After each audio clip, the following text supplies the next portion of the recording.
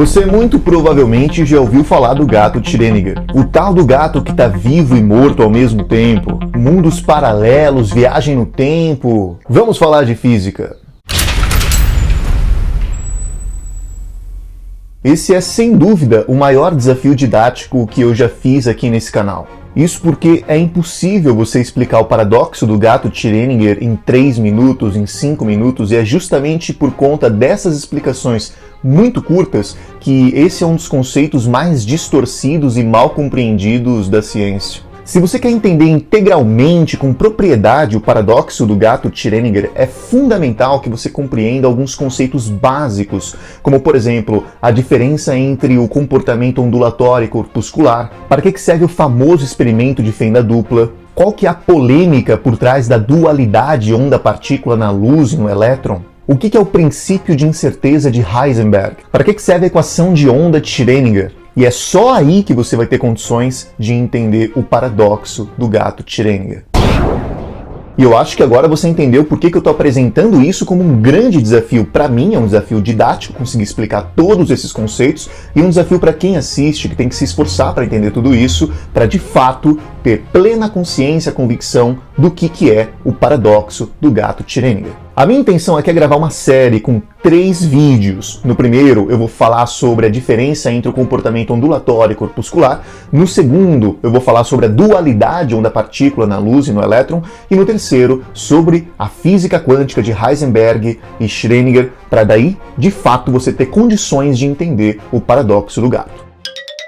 Eu acho que só pelo meu esforço eu já mereço o seu like, que você se inscreva no canal e compartilhe esse vídeo com quem se interessa por física.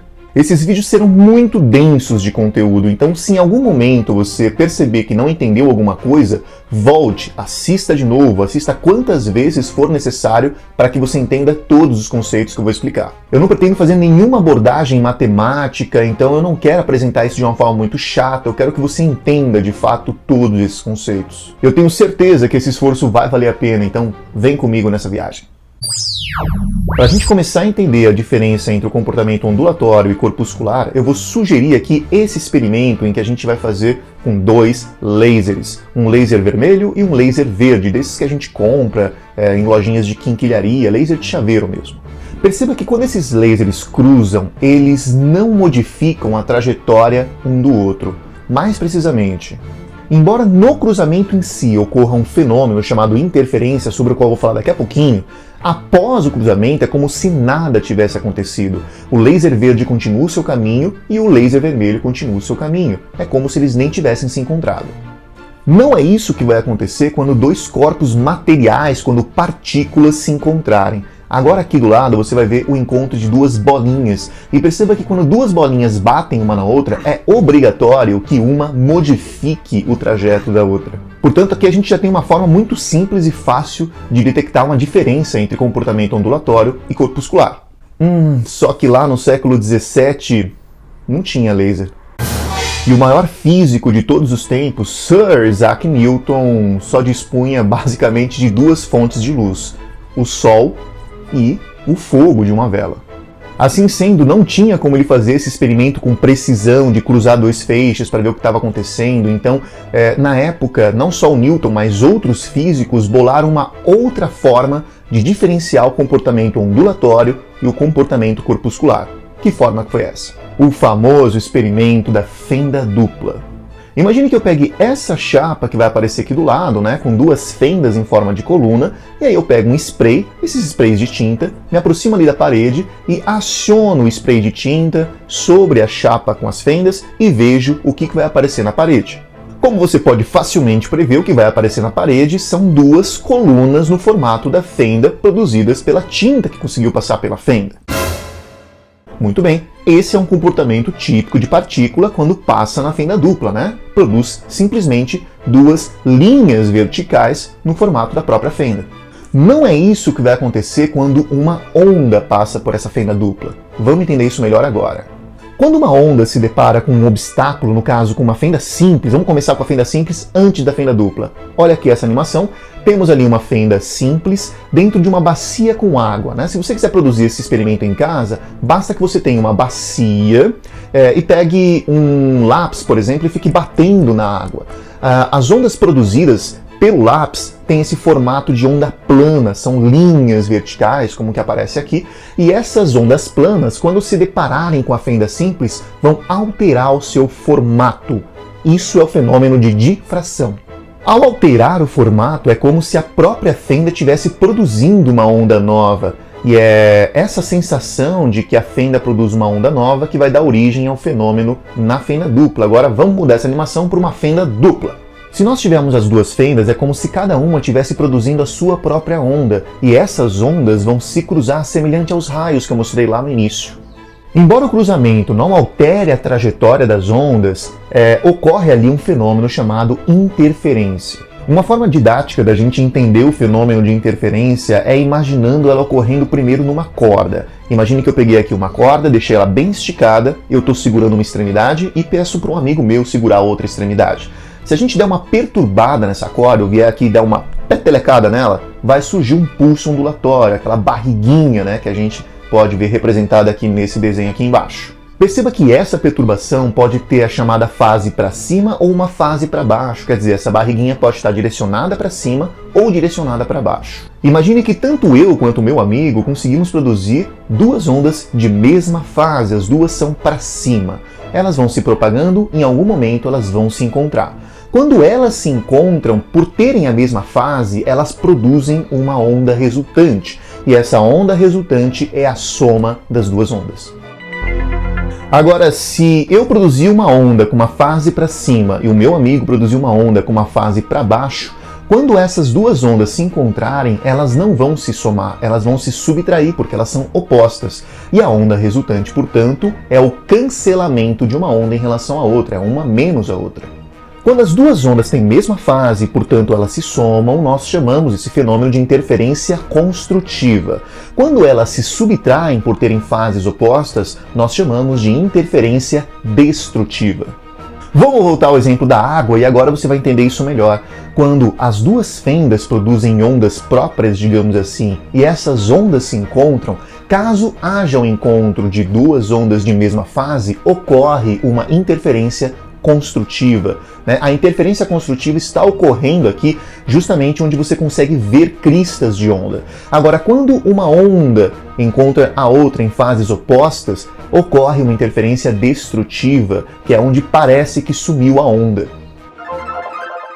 Sir Isaac Newton já sabia que caso a luz sofresse uma difração e uma interferência no experimento de fenda dupla, ocorreria que a chegada dela numa parede geraria um aspecto de franjas, né? Assim chamamos na física de franjas ou de sequências de regiões iluminadas e escuras. Portanto, não apareceria aquelas duas colunas na forma de linhas verticais, como no caso do spray que eu joguei na chapa com fenda. Se eu jogar luz numa chapa com fenda dupla, deve aparecer não duas linhas, mas várias linhas, denunciando aqui o aspecto de onda, o fenômeno de difração e interferência, né? Isso inclusive se chama padrão de máximos e mínimos do fenômeno de difração e interferência. E é claro que Newton fez a sua montagem experimental, montou uma fenda dupla, pegou uma vela, colocou em frente essa fenda dupla e olhou o que aparecia na parede. E sabe o que aparecia? Duas colunas, portanto a conclusão de Newton é: a luz é partícula.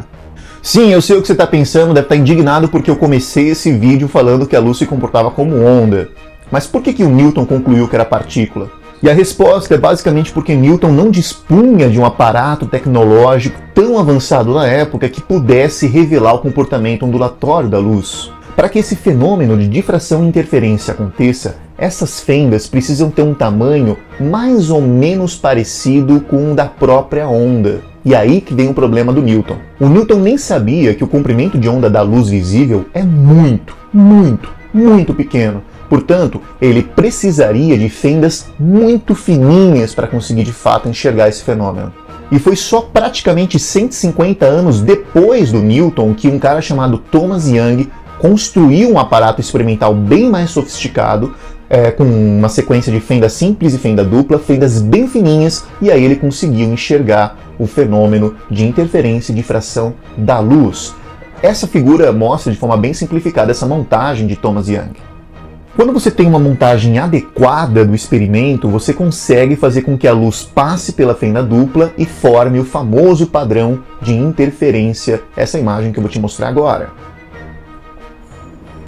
Curiosamente, se Newton no século XVII não dispunha de uma tecnologia para conseguir fazer isso, você na sua casa pode facilmente fazer isso.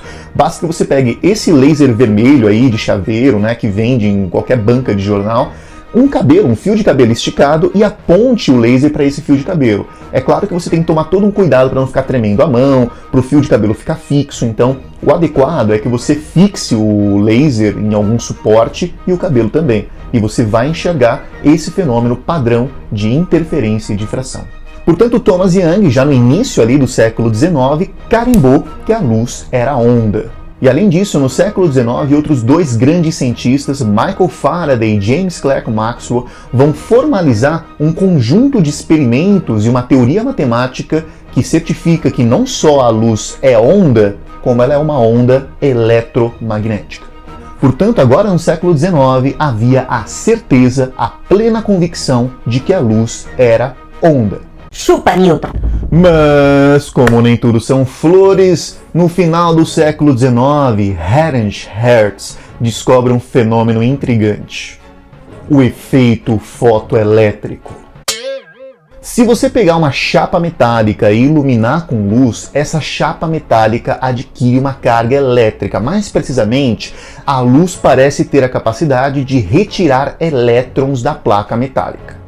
Até aí a coisa não era tão intrigante, porque as equações de James Clerk Maxwell previam que haveria uma transferência de energia da luz para a chapa metálica e que de fato ela poderia conseguir retirar elétrons. O problema é que, de acordo com as equações de Maxwell, isso deveria demorar alguns minutos e, experimentalmente, é instantâneo. Quando a luz chega na chapa metálica, imediatamente ela começa a perder elétrons. Não tem tempo de saturação, é na hora, chegou, saiu elétrons. E aí vem a parte mais intrigante, porque a cor da luz interfere na quantidade e na velocidade com a qual os elétrons saem.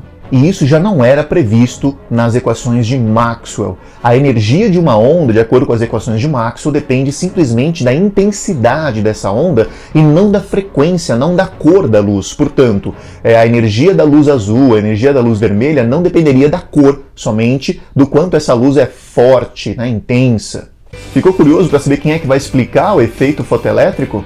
Cenas do próximo capítulo, me acompanhem nessa viagem, e se você assistiu até esse ponto, eu acho que eu mereço o seu like. Se você não está inscrito no canal, inscreva-se no canal, e eu mereço que você compartilhe esse vídeo nos grupos de WhatsApp, no Facebook, enfim, com pessoas que gostam de física. Valeu, muito obrigado, até a parte 2.